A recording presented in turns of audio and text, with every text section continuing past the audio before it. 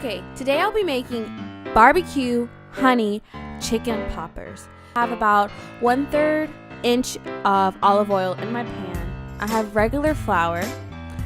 The seasonings are all-purpose seasonings, thyme, paprika, garlic salt, onion powder.